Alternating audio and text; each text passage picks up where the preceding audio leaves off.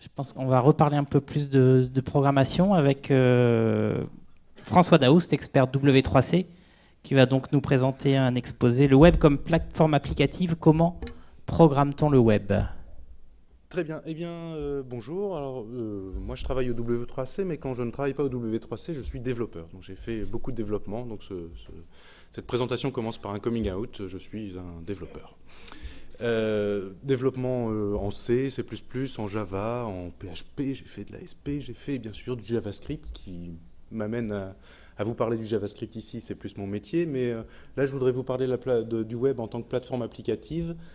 Et la raison pour laquelle je commence par mon historique, c'est que j'ai pas plus de raison a priori de préférer le JavaScript à d'autres langages.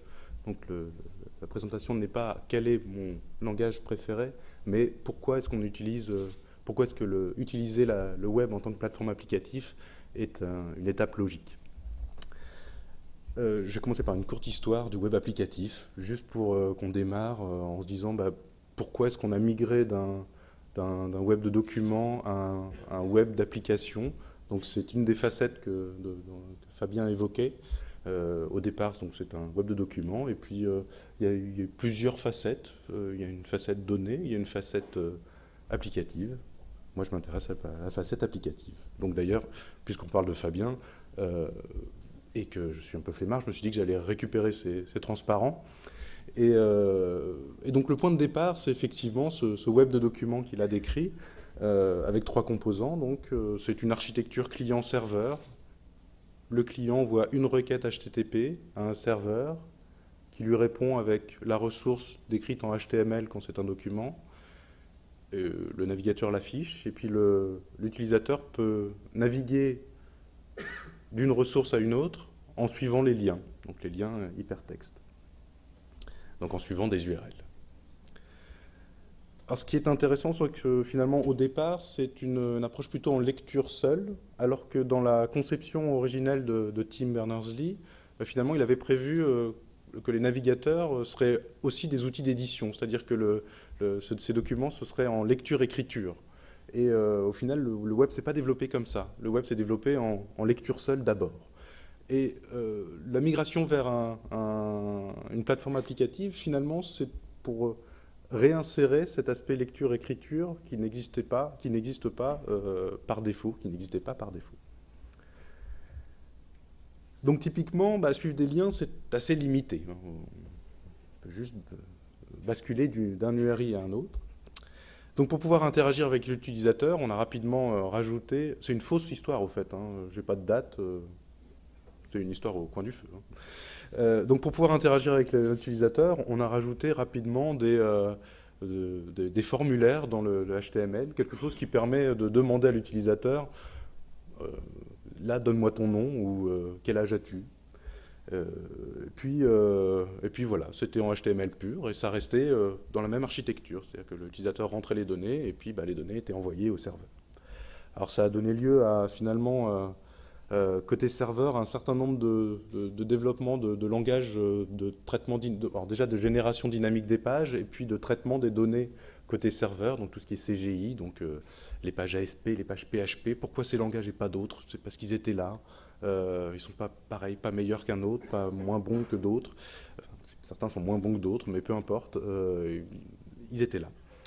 Et puis rapidement, on se pose la question de, ok, c'est très bien, on a un peu d'interaction avec l'utilisateur, mais c'est pas ça qui est important finalement quand on développe des applications. Ce qui est important, c'est l'interface et c'est l'expérience utilisateur. C'est comment est-ce qu'on fait pour guider l'utilisateur de A à Z, du début à la fin.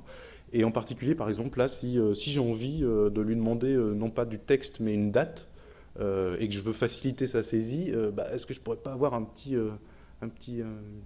pop-up, une petite widget qui va me donner le calendrier. Et au départ, c'était pas possible.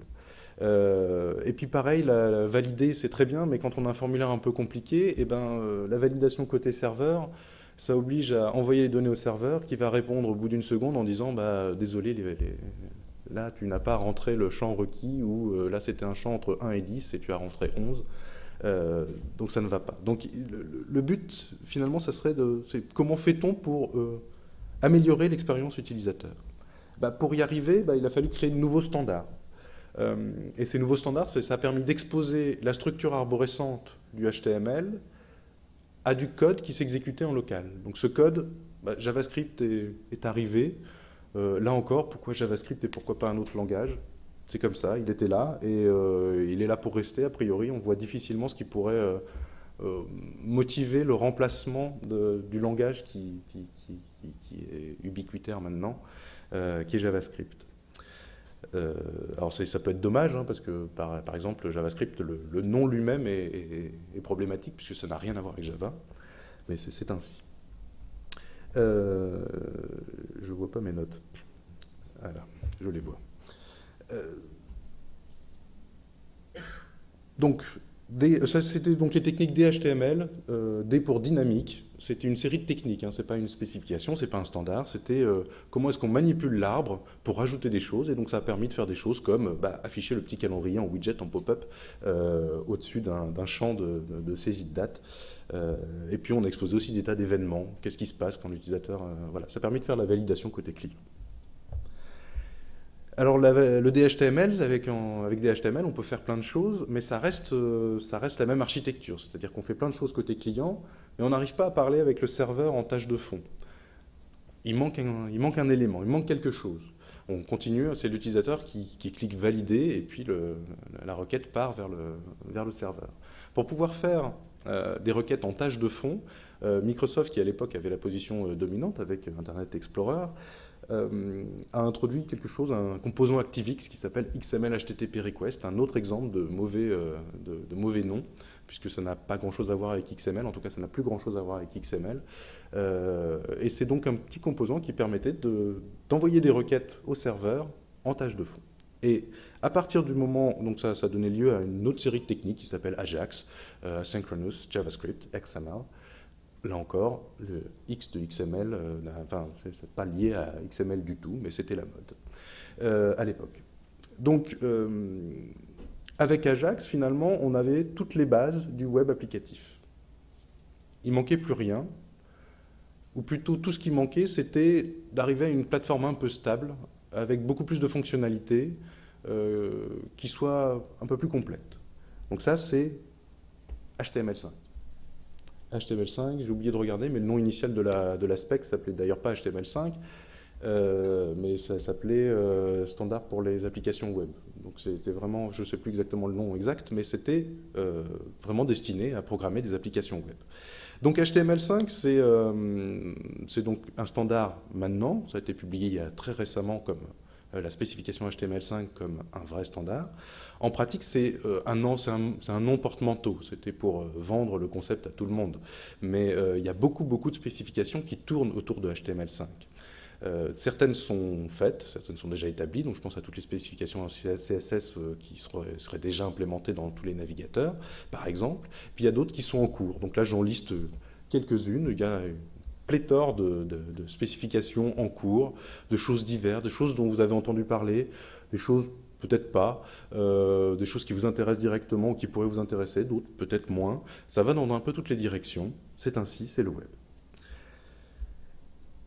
Donc l'ensemble de ces spécifications crée cette plateforme applicative web. Donc très bien, donc ça c'était pour la petite histoire. Maintenant, voyons un peu à quoi ressemble le web applicatif et qu'est-ce qui en fait quelque chose, une plateforme attractive. Alors, ce qui est intéressant avec cette petite histoire, c'est qu'on voit qu'il y a une approche descendante qui a été suivie, enfin, ce que j'appelle une approche descendante. C'est-à-dire que si je prends une plateforme comme Java, par exemple, finalement, les primitifs sont d'assez bas niveau, et puis on construit au fur et à mesure au-dessus de ça en créant, par exemple, des librairies un peu plus haut niveau.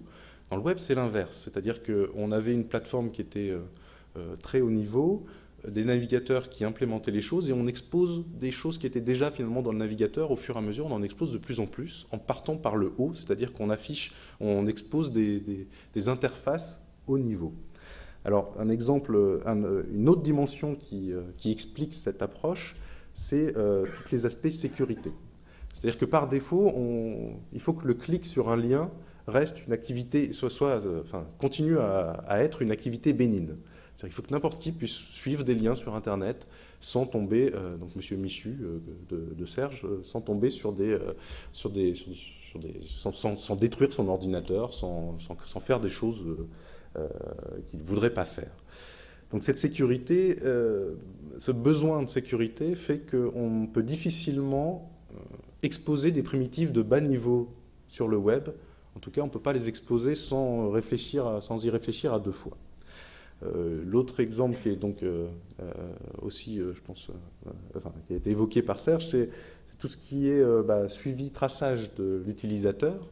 Et à chaque fois qu'on expose une nouvelle interface, finalement, on leak, j'ai oublié le nom, le terme en français, mais peu importe, ça va revenir, c'est pas grave. Donc, toujours est-il qu'on libère de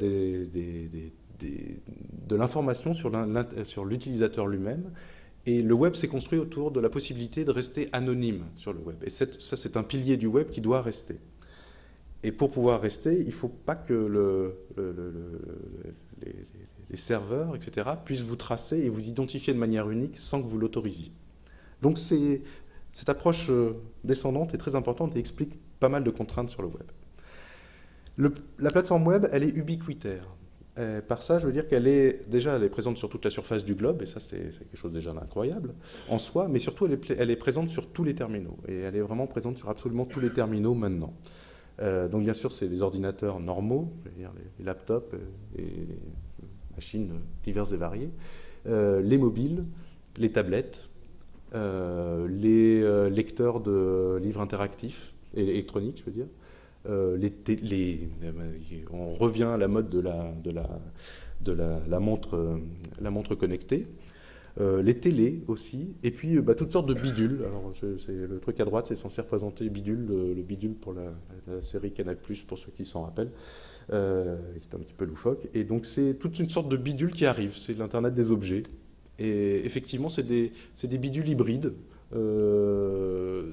qui ont une composante web et puis qui ont autre chose. Alors des exemples, c'est par exemple Chromecast. Chromecast, c'est un petit dongle qu'on met sur la télé. C'est un ordinateur, il y a un navigateur Chrome dedans, donc c'est Google qui fait ça, et il n'y a pas de moyen d'interagir avec le dongle directement. Il n'y a pas de clavier, il n'y a pas de souris. La seule façon de le contrôler, c'est à travers un autre ordinateur, à travers autre chose. Donc ça, c'est un exemple d'objet hybride, simple. Voilà. Donc là, cette plateforme, elle est globale et il y a une convergence des technologies. C'est-à-dire que, par exemple, sur la télévision, ce n'est pas uniquement le fait que la télévision contienne un navigateur qui m'intéresse. Ce qui m'intéresse, c'est que les technologies utilisées pour la télé interactive convergent vers le web également. Alors, le fait qu'il y ait, que le web soit sur tous les terminaux crée un certain nombre de contraintes, ce qui fait qu'on ne peut pas faire tout et n'importe quoi, puisqu'il va falloir que les standards puissent se déployer sur des terminaux très contraints, comme des bidules ou comme des terminaux mobiles, par exemple. Et donc, un exemple, par exemple, c'est la base de données locale. Maintenant, il y a possibilité pour une application web d'utiliser une base de données locale qui utiliserait IndexDB, une spécification créée spécifiquement pour ça. Et si on réfléchit en tant que j'ai des données à traiter, il me faut une base de données, on va peut-être installer une base de données Oracle, SQL Server, MySQL, ou si on a des problèmes de passage à l'échelle, on va migrer vers des choses NoSQL, mais des solutions assez lourdes, ce qui serait logique dans un contexte où on n'a pas de problème, pas de contraintes particulières. Quand on a des contraintes, on est obligé de se focaliser sur une solution simple. Donc la solution retenue, c'est une solution NoSQL qui ne permet pas de faire des requêtes compliquées. On peut faire des requêtes que sur des index, sur des clés, en disant j'ai besoin de telle clé ou tel range de clés. Mais tout ce qui est plus complexe est à la charge du développeur. Le développeur doit implémenter ce que finalement SQL fournirait par défaut. Un point essentiel, mais qui résonne peut-être pas de manière et qui n'est pas forcément intéressante d'un point de vue industriel, mais qui me paraît extrêmement important, c'est que c'est une plateforme humaine. Fabien l'a mentionné déjà, mais c'est une plateforme qui a été construite par tous et pour tous.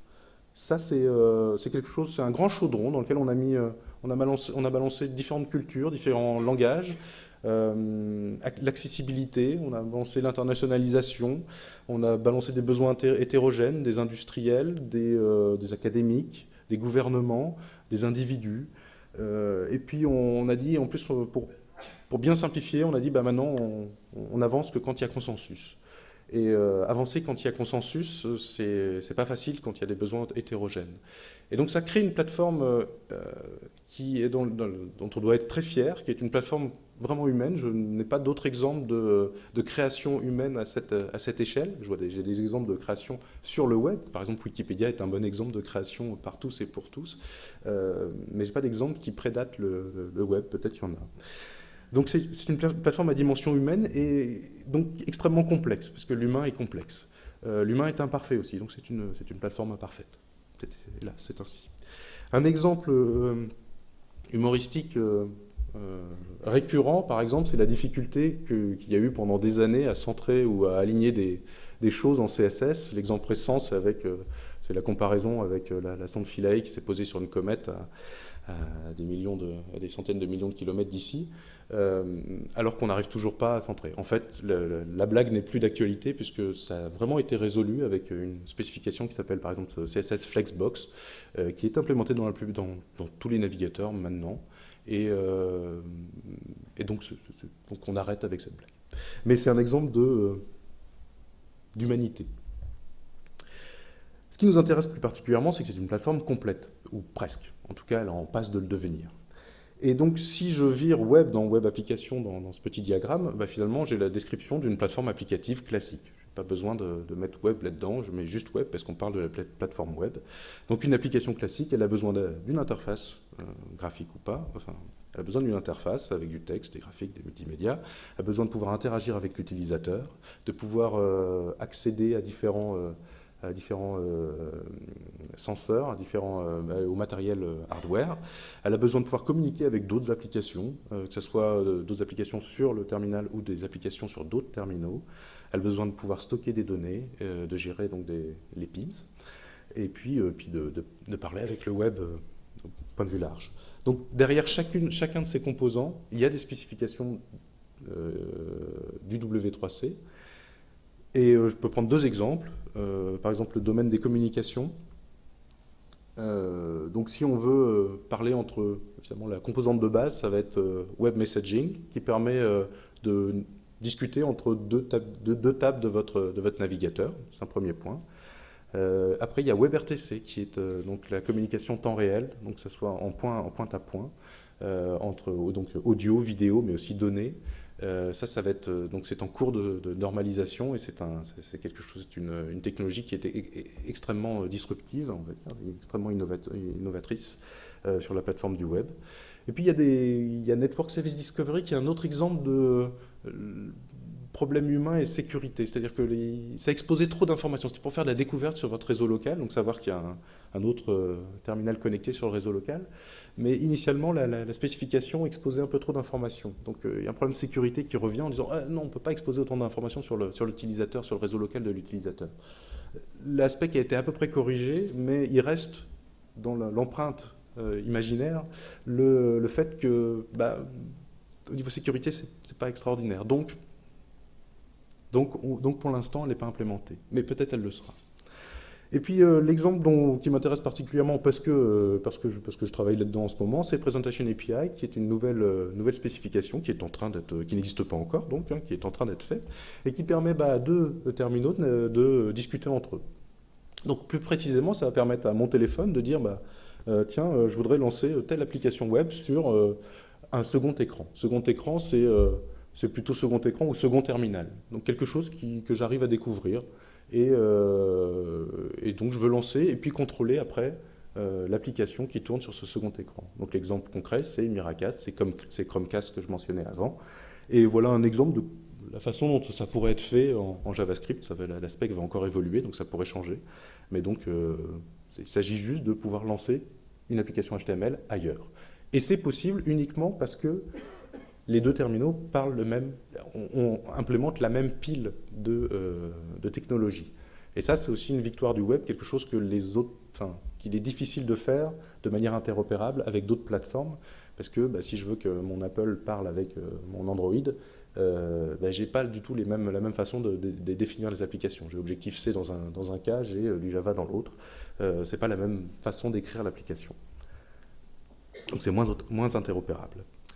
Un autre exemple, donc j'ai mentionné communication, un autre exemple ça pourrait être packaging. Donc le packaging, ça a deux aspects, exécution hors ligne, où là, bah, j'aime bien prendre des exemples donc de humains, de réussite et d'échecs humains. Application de cache, c'est finalement une solution qui est arrivée assez vite et qui est mauvaise. C'est-à-dire qu'elle n'est pas assez flexible, les développeurs n'étaient pas très intéressés, elle est compliquée à utiliser, et au final, elle est implémentée, mais pas très utilisable. Donc on est en train finalement de l'abandonner et de migrer vers une spécification qui est très prometteuse, qui s'appelle Service Workers, et qui permettra donc de gérer, de pouvoir faire quelque chose que ne pouvaient pas faire les applications web avant, c'est-à-dire s'exécuter sans connexion. Après, l'autre facette du packaging, ça pourrait être l'empaquetage. Et ce qui est amusant, c'est qu'il n'y a pas besoin d'empaquetage sur le web. C'est-à-dire que le problème, là, c'est un problème qu'on appelle ça, c'est un problème de business model, de modèle économique. C'est-à-dire que sur le web, finalement, on a déjà les URL. Une application, c'est jamais qu'une URL. Donc, il n'y a pas besoin d'empacter l'application à proprement parler. La seule raison pour laquelle on a besoin d'empacter l'application, c'est pour pouvoir la distribuer dans des App Store et donc pour pouvoir monétiser l'app, pour pouvoir la vendre. Et donc là-dessus, on n'a pas non plus une très bonne histoire à faire, mais c'est en cours. Il y a des activités en cours là-dessus. Alors, bon, il y a beaucoup de spécifications. La question, c'est est-ce qu'il y a, du coup, finalement, le web qui est censé normaliser tout ça, est-ce que... ah non, j'ai 4 minutes, moi. Le web qui est censé normaliser tout ça, est-ce qu'il n'y a pas une fragmentation énorme? Est-ce qu'il ne crée pas finalement une fragmentation énorme? Il y en a une, la fragmentation existe, mais c'est une fragmentation propre. C'est-à-dire que entre deux navigateurs, bah déjà on va pouvoir combler souvent les trous pour les spécifications qui ne sont pas encore implémentées par des librairies polyfilles qui vont être moins performantes, mais qui vont pouvoir permettre d'utiliser des fonctionnalités qui ne sont pas encore vraiment exposées. Et puis après, bah, l'épreuve du temps fait que la fragmentation se réduit sur chaque spécification. Donc, ça se résorbe. Donc, c'est pas si grave. C'est moins grave que de devoir adresser différentes plateformes avec différentes technologies et différents langages. Alors maintenant, la question, et normalement le focus de cette présentation, c'est comment est-ce qu'on programme le web. Et bien, donc moi, je suis un développeur assez vieux jeu, c'est-à-dire que je ne suis pas...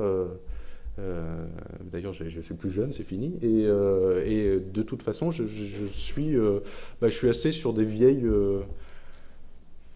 façons d'aborder le développement. C'est comment maintenir le code, comment est-ce qu'on fait des tests, comment est-ce qu'on débug, comment voilà l'aspect prototypons rapidement et faisons des tas de hacks pour que ça marche tout de suite. Ça m'a jamais trop intéressé. Donc le web permet ça, mais c'est pas ça dont je veux vous parler. Et comme je sais que je parle à des industriels, parce que je suis plein dans le sujet. Donc comme toute autre plateforme, les besoins que vous avez vont être couverts par des outils qui vont être tirés d'autres plateformes d'ailleurs la plupart du temps. Et donc vous allez pouvoir faire tout ce que vous faites avec du langage normal, enfin pardon, pas normal, mais tout ce que vous faites en C, en Java, en C#, en ce que vous voulez, en Python, et bien vous allez pouvoir le faire avec du JavaScript, avec du HTML et du CSS. Par exemple, un exemple qui m'intéresse, moi, c'est les tests d'acceptation. Donc, c'est pouvoir tester l'interface graphique, l'interface de votre application. Et ben, il y a une spécification qui s'appelle WebDriver qui permet donc qui est une interface exposée par les navigateurs, qui permet de le contrôler à distance pour pouvoir faire des tests. Et donc, ça permet d'automatiser des tests où vous allez pouvoir tester si le bouton apparaît bien sur l'écran ou si le bouton apparaît pas sur l'écran. Des choses comme ça. Très intéressant. Voilà. Donc, je mentionne des tas d'outils, c'est juste pour vous montrer qu'ils existent, c'est pas pour les voir. La seule spécificité pour moi du développement web applicatif, c'est qu'il faut changer un peu son état d'esprit et penser adaptation. On ne peut pas penser rigidité quand on développe une application web. Il faut rester très flexible, c'est ce qui s'appelle le responsive web design en anglais, mais ce n'est pas seulement sur le design, c'est aussi sur le développement. Donc il faut, le mieux, le plus simple souvent, c'est de cibler les mobiles d'abord. Si vous ciblez les mobiles, l'adaptation sur les autres écrans va plutôt bien se passer. Alors maintenant, comme on a des bidules qui arrivent de l'Internet des objets, il va falloir peut-être cibler l'Internet des objets d'abord. Et puis, essayer d'améliorer progressivement.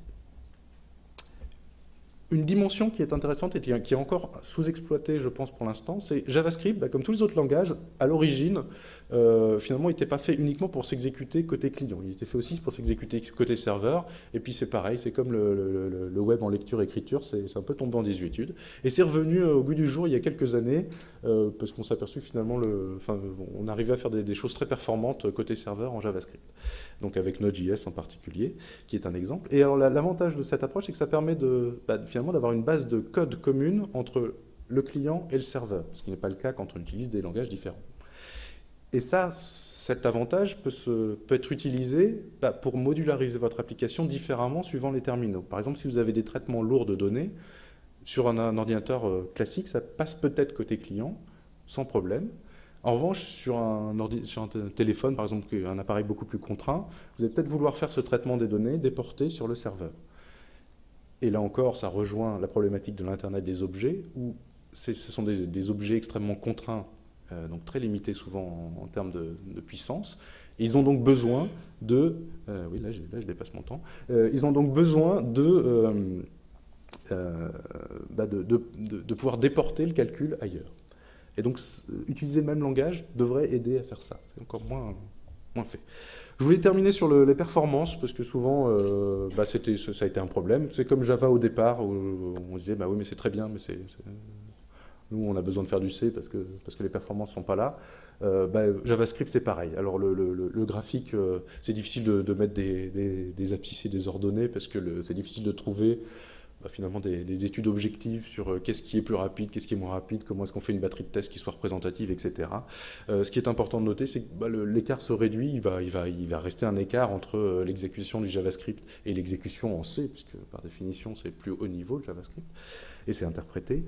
Ce qui est intéressant de noter, c'est que pour des besoins très concrets, très précis de performance énormes, il est possible de ce qu'on appelle transpiler, c'est-à-dire de faire de la compilation pas de JavaScript, mais d'un langage vers un sous-ensemble de JavaScript, du langage JavaScript qui s'appelle ASM, qui a été développé par Mozilla à l'origine, et qui permet au moteur de JavaScript de vraiment compiler de manière extrêmement performante le code à exécuter. Et on arrive à des performances d'environ 1,5 fois la vitesse du C. Donc, performance, on y est aussi. Voilà. Donc, le résumé, c'est ce que je voulais vous présenter, c'est que c'est la plateforme qu'il faut choisir pour le côté applicatif parce qu'elle est complète, elle est ubiquitaire, elle est sécurisée, elle est performante, je ne l'ai pas mentionné, mais elle est ouverte et libre de droit, et ça, c'est pas une mince affaire, c'est pas facile à faire. Et puis elle est humaine, et cet aspect humain, moi, je le trouve très important. Le mot de la fin, il revient à tonton Fabien, qui n'a peut-être pas tout à fait dit ça, mais pas loin. Finalement, on est passé d'un paradigme où on avait... j'écris une fois mon document et je le publie partout. On a le paradigme du Java qui était je code mon application une fois puis elle est accessible presque partout, presque. Ça a presque marché Java, mais il manquait 2-3 trucs. Et puis là, on arrive vraiment à... là, je code mon application et là, elle est vraiment disponible une fois pour toutes. Sur tous les terminaux, partout dans le monde. Et c'est fantastique. Donc j'espère vous avoir convaincu que le web, c'était pas une plateforme applicative, mais c'était la plateforme applicative. Merci, désolé d'avoir dépassé. Merci beaucoup. Avant la pause, on a du temps pour une ou deux questions. Oui, encore. Bonjour. Vous mentionnez beaucoup de spécifications qui sont en cours actuellement. Combien de temps vont-elles mettre pour aboutir à des versions stabilisées sur lesquelles on peut démarrer des développements ? Ça va être ma première réponse, ça dépend. La normalisation est un exercice très difficile, c'est ce que je disais. C'est vraiment cet aspect humain est très difficile à gérer. L'impact sur toutes les roadmaps qu'on peut essayer de créer est indéfini. C'est très difficile de dire, dans 6 mois, même ce qu'on imagine aller vite et ne pas créer de problème peut très bien dégénérer, ça arrive. Toutes ces applications, ce qui est important, c'est que toute la base est là. C'est-à-dire qu'il y a vraiment... il manque pas grand-chose en fait là, ou plutôt moi ce qui manque pour moi c'est Service Workers qui a besoin d'être stabilisé pour pouvoir faire des applications hors ligne intéressantes. cet aspect-là, cette brique-là manque encore. Tout le reste est déjà là. Après, on peut, les autres spécifications qui sont en cours sont intéressantes et importantes et vont apporter de nouvelles fonctionnalités, mais bon, la base est importante et est là. Combien de temps ça va prendre? Ça va donc dépendre de toutes les spécifications. Pour chaque spécification, ça peut prendre 6 mois, ça peut prendre 1 an, ça peut prendre 2 ans, ça peut prendre plus longtemps. On ne sait pas. Ça dépend de la motivation. Ça dépend aussi de certaines specs tombent. C'est ce que j'ai essayé de présenter aussi pour Network Service Discovery. C'était une spec qui était attendue, que tout le monde voulait, et puis d'un coup d'un seul, ça s'essouffle parce qu'il y a des problèmes de sécurité, parce qu'on ne sait pas les résoudre, parce qu'on n'arrive pas à trouver, et puis on rebascule sur autre chose, Presentation API, qui finalement permet de faire aussi de la découverte sans exposer d'informations sur le réseau local. Donc je vois bien que je ne réponds pas à la question, je ne sais pas répondre à la question. Dernière petite question.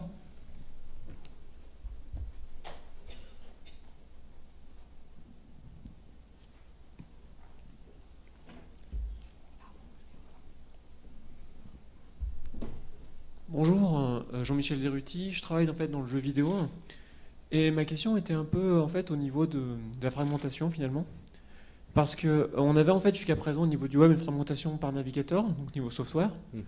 Et ce que moi ma crainte en fait sur l'évolution, on apporte de plus en plus des fonctionnalités qui sont orientées, qui dépendent vraiment du hardware. Je parle par exemple de WebGL qui dépendent des performances hardware du device, des capacités de la carte graphique. C'est des problématiques qu'on traite depuis très longtemps dans le jeu vidéo, avec des jeux vidéo qui vont fonctionner de façon plus ou moins bien selon les ordinateurs. Or, le web nous a habitués en fait à dire, comme vous avez dit, ça marche partout. Oui. Et j'ai peur qu'au niveau fragmentation, en fait, on passe en plus vers une fragmentation du software, une fragmentation du hardware à laquelle les développeurs ne sont pas habitués. C'est vrai pour certains aspects. Alors par exemple, donc dans le domaine du gaming, je sais que il y a pas mal de gens du gaming qui sont venus parler au W3C et leur dire, voilà, il y a des problèmes, déjà des problèmes qui ont été résolus. Par exemple, au départ, on pouvait gérer, donc HTML5 introduit le support de l'audio, mais l'audio c'était bien, mais pour les effets spéciaux, par exemple dans les effets dans les jeux, quand on appuyait sur play, il pouvait se passer 500 millisecondes avant que le son n'arrive. Ces 500 millisecondes, ce ne sont pas possibles pour un jeu, puisque le but c'est de pouvoir associer le son à un déplacement, par exemple, de quelque chose sur l'écran. Donc ces problèmes ont été résolus sans... il n'y a pas de standard, c'est juste... ils ont été mis à la connaissance des navigateurs et ils ont été résolus de manière à peu près homogène partout. Mais maintenant, vous avez raison sur tout ce qui a trait à l'accélération graphique reste soumise par défaut, par définition, aux divergences entre terminaux. Donc WebGL, par exemple, déjà, c'est pas fait au W3C, WebGL, c'est le Chronos Group qui le fait. Je ne dis pas ça pour rejeter la faute sur quelqu'un d'autre.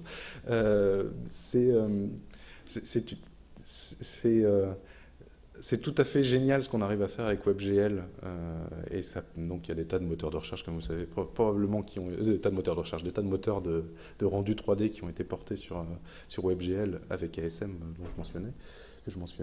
Donc c'est fantastique ce qu'on arrive à faire. Il est possible que ça crée une petite fragmentation. Mais pour moi, c'est une fragmentation qui est moins gênante, dans le sens où finalement cette fragmentation elle a toujours existé et on peut pas l'enlever. C'est-à-dire que c'est la fragmentation résiduelle. C'est-à-dire qu'elle existait déjà dans les jeux quand j'avais un PC 1512 et puis après toute l'évolution des PC, les jeux 3D par exemple ont toujours proposé différentes qualités graphiques en fonction de la carte graphique qu'on pourrait avoir dans l'ordinateur. Ça a toujours été comme ça. C'est-à-dire que cette adaptation elle a toujours était nécessaire, donc le travail du concepteur de jeux vidéo restera de naviguer entre les eaux, parce que par définition les jeux vidéo, on parle des jeux 3D en particulier, des jeux qui poussent les terminaux jusqu'à leur dernier retranchement, donc ils ont besoin de s'adapter aux spécificités de chaque terminal. Donc ça a déjà été le cas, mais